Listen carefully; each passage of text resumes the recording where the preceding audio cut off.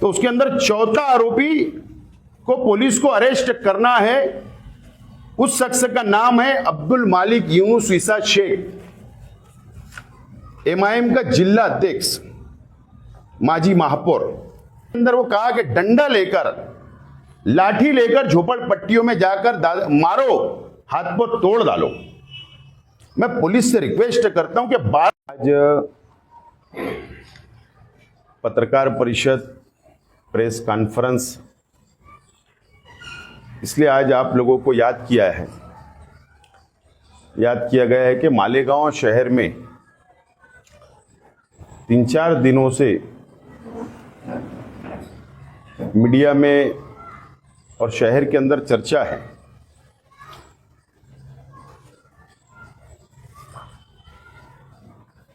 तेईस नवंबर को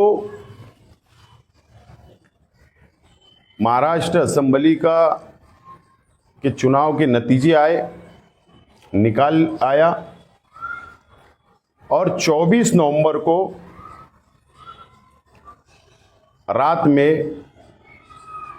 यानी निकाल आने के एक दिन बाद, माजी नगर सेवक नदीमुद्दीन अलीउद्दीन फिटर बागे महफूज रहने का पता है उस शख्स का, और वो एमआईएम पार्टी का सक्रिय कार्यकर्ता है और माजी नगर सेवक है। उसके घर पर और उसके ऊपर, उसके घर के दरवाजे में नदीम फिटर के ऊपर फायरिंग हुई, ऐसा सीसीटीवी फुटेज शहर की आवाम ने उस वक्त तो भी देखा था, मीडिया पर भी वो था। और फिरियादी नदीम फिटर खुद उसके अंदर फिरियादी था और उसने फिरियाद दिया था आजाद नगर पुलिस स्टेशन में कि मेरे ऊपर, मेरे घर के बाहर मैं खड़ा था और 2 लोग मोटरसाइकिल पर आए और मेरे ऊपर उन लोगों ने फायरिंग की। ऐसी फिरियाद उस शख्स ने दिया था। उस शख्स ने दिया।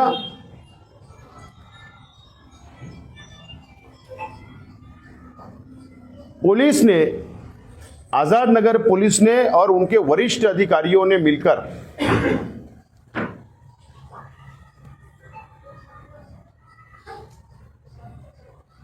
इस केस का एक खुलासा किया,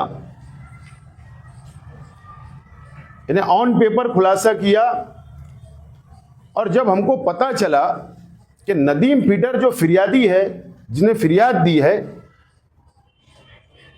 और उसके 2 दिन पहले पहला जो आरोपी था सैयद सिकंदर, उसको पुलिस ने इस केस के अंदर अरेस्ट किया, आरोपी बनाया और कोर्ट के अंदर हाजिर किया।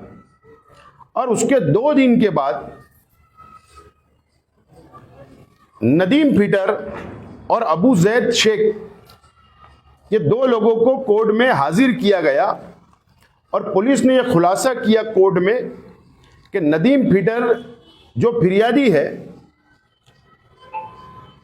इसका 1 नंबर का मुजरिम, इसने ऐसी प्लानिंग किया और इसके साथियों ने मिलकर ये 2 लड़के लोग जो सैयद सिकंदर और अबू जैद शेख, ये 2 लोग और नदीम फिटर और कुछ लोगों ने मिलकर, नदीम फिटर ने अपने ऊपर खुद फायरिंग करवाया। इस तरीके का रिकॉर्ड पर कोर्ट के अंदर पुलिस ने उनको अरेस्ट करके पेश किया और उसी वक्त तो कोर्ट को बताया। और शहर को पता चला कि जो फिरियादी था वही मुजरिम है, वही आरोपी हो गया। तो ये एक अलग केस शहर ने देखा, अलग नवैयत ये केस के अंदर शहर की आवाम ने देखी, अपनी आंखों से देख रही है। सवाल ये है, आज प्रेस कॉन्फ्रेंस लेने का हमारा जो मकसद है, वो मकसद बिल्कुल साफ है। शहर के आज के एमएलए मुफ्ती मोहम्मद इस्माइल कासमी साहब एमआईएम के उम्मीदवार अपने इलेक्शन प्रचार के अंदर उन्होंने अच्छाई और बुराई की बात की।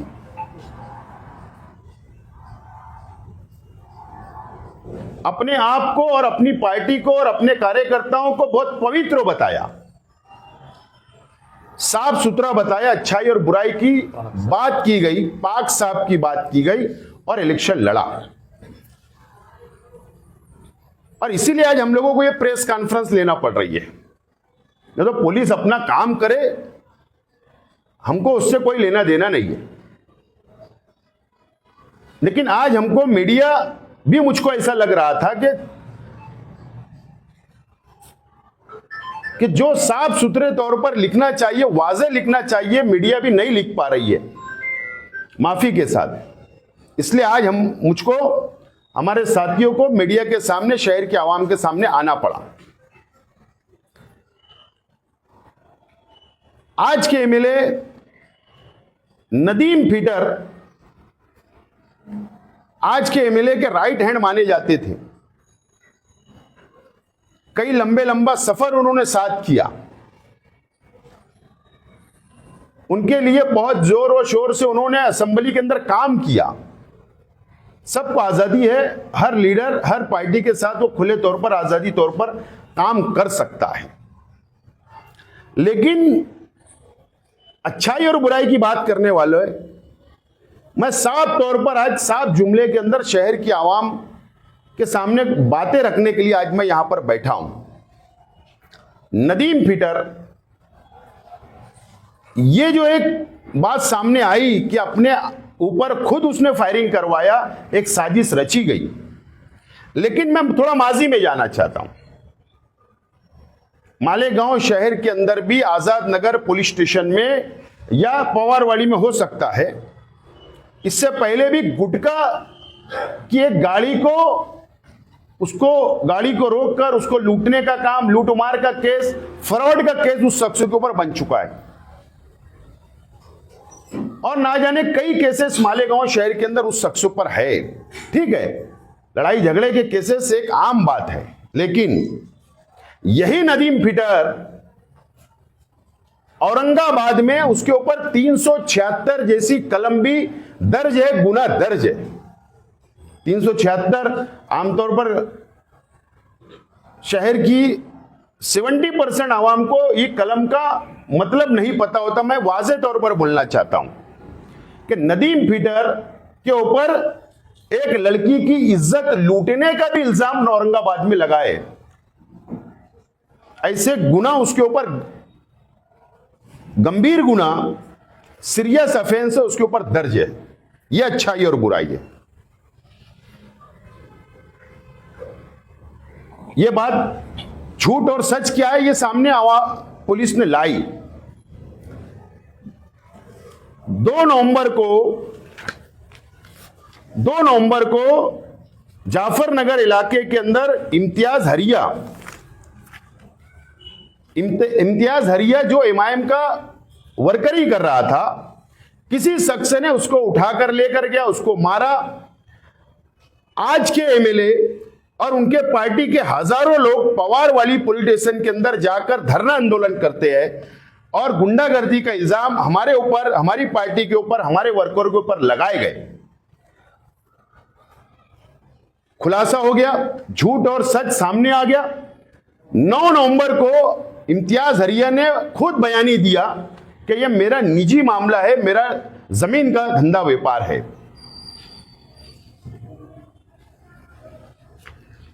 अभी की बात है 14 जनवरी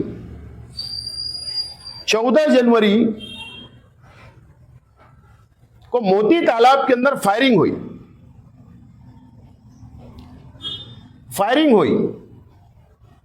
उसकी सीसीटीवी मीडिया के पास भी है, आवाम भी देख रही है। सिटी पुलिस स्टेशन के अंदर गुना दर्ज हुआ, राइट का हुआ, एक पार्टी के तरफ, एक तरफ आर्म एक्ट लगा, फायरिंग हुई। फायरिंग करने वाला जिसके ऊपर इल्जाम है वो कौन है? वो छोटा बाबू उसको बोलते। खुले तौर पर गुंडागर्दी किया, खुले तौर पर फायरिंग किया पब्लिक में। ये किसका आदमी है? ये एमआईएम का आदमी है। ये अच्छाई और बुराई है। ये 2 महीनों के अंदर मैं बाकी थोड़ा तफसील में जाऊंगा, सब तफसील में। ये जो नदीम फिटर है, जो असदुद्दीन अवैसी साहब के बाजू में, आज के एमएलए के बाजू में उसकी तस्वीर है, जिसके ऊपर मां बहनों की इज्जत लूटने का इल्जाम है। इज्जत लूटने का यही शख्स नदीम फिटर है, जो अपने आप के ऊपर खुद फायरिंग करवाया, जो ये कौम और मिल्लत की दुआई देते हैं, कौम और मिल्लत की बात करते हैं। ये ऐसे लोग हैं जो फोटो एकदम वाज़े। ये छोटे बाबू ये नाच रहा था, उनका काम करा खुला। एमआईएम का ये हार्ड वर्कर है। इसने फायरिंग किया 14 जनवरी को। और जो अबू जैद शेख, जो फायरिंग मामले के अंदर दूसरा मुजरिम है, आरोपी है, वो अवैसी साहब के साथ इसका फोटो है। ये लड़का है ये वो लड़का है। ये बात हो गई। और अभी मैं एक स्पेशल प्रेस कॉन्फ्रेंस लूंगा, वाजे कर देता हूं। ये इरफान हैदराबादी है। ये सब मुफ्ती इस्माइल साहब का बहुत खास, रिक्शा के ऊपर प्रचार भी वही कर रहा था, गाड़ी का इब्तिदा भी मुफ्ती साहब कर रहे थे। इसके बारे में भी एक स्पेशल प्रेस कॉन्फ्रेंस होने वाली है कि अच्छाई और बुराई क्या है, बताऊंगा। सवाल यह है, इसके अंदर 3 आरोपी सामने आ चुके। एक सैयद सिकंदर आ गया पहला, दूसरा आरोपी अबू जैद शेख आ गया, तीसरा आरोपी नदीम फिटर जो पुलिस की गिरफ्त में अरेस्ट है। ये 3 लोग आ गए। कल जब हम इसकी डीप में गए, तह में गए, जब हमको पता चला मीडिया के जरिए कि ऐसा केस आगे बढ़ रही है, तो मैंने मेरे अपने वकील से बात की कि आप कोर्ट के अंदर मालूमात लो। ये 3 आरोपी के अलावा और पुलिस की जो रिपोर्ट आ रही है, ये रिमांड रिपोर्ट आ रही है। रिमांड रिपोर्ट पुलिस देती है आरोपी के साथ। मतलब जाकर आप वहां पर मालूमात लो कि क्या बात है।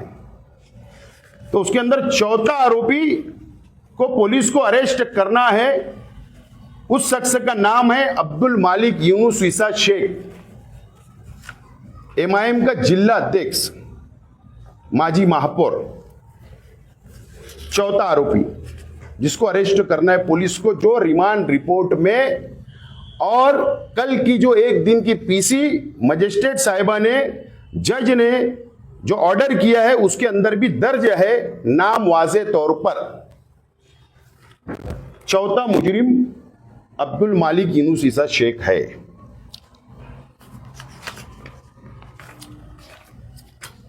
अब उसके अंदर रिमांड रिपोर्ट के अंदर भी एक वर्ड और है, एक चीज का और खुलासा है कि ये प्लानिंग हुई है।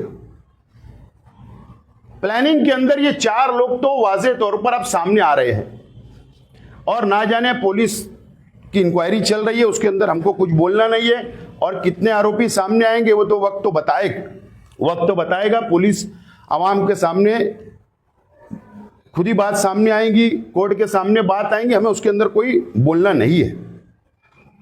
लेकिन रिमांड रिपोर्ट के अंदर एक जुमले का इस्तेमाल है कि सियासी रुतबा, सियासी वचक और ऐसे कुछ जुमले का इस्तेमाल किया गया है, जिस वजह से प्लानिंग की गई। वो प्लानिंग मुझको ऐसा लगता है, मुझे शक है। मैं रिक्वेस्ट करता हूं पुलिस डिपार्टमेंट से, मालेगांव शहर की पुलिस डिपार्टमेंट से रिक्वेस्ट करता हूं कि यह प्लानिंग क्यों की गई, किस वजह से की गई, वो किसको फंसाना चाहते थे, वो किसको बदनाम करना चाहते थे। मुझको ऐसा लगता है कि मुझको और मेरी पार्टी के लोगों को फंसाकर बदनाम करना चाहते हैं कि शेख आसिफ इलेक्शन हारने के बाद गुंडागर्दी कर रहा है, फायरिंग करवा रहा है, मारधाड़ करवा रहा है।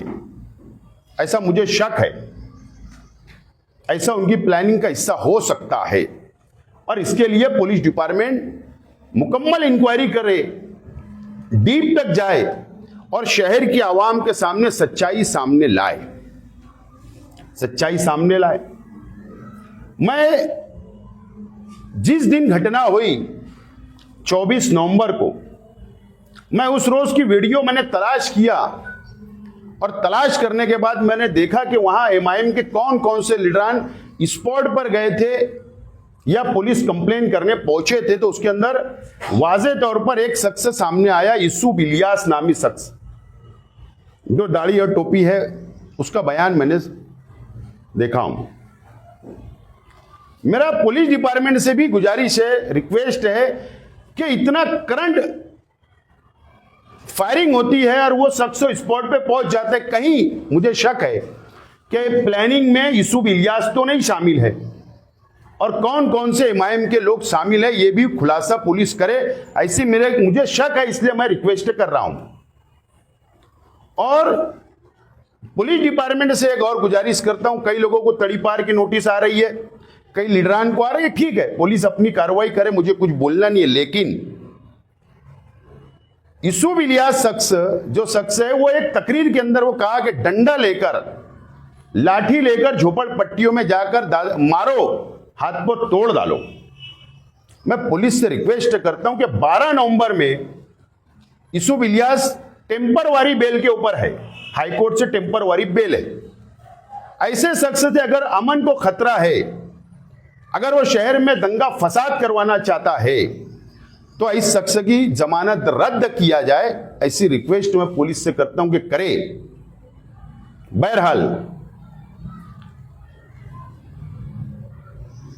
आका कौन है, मास्टरमाइंड कौन है?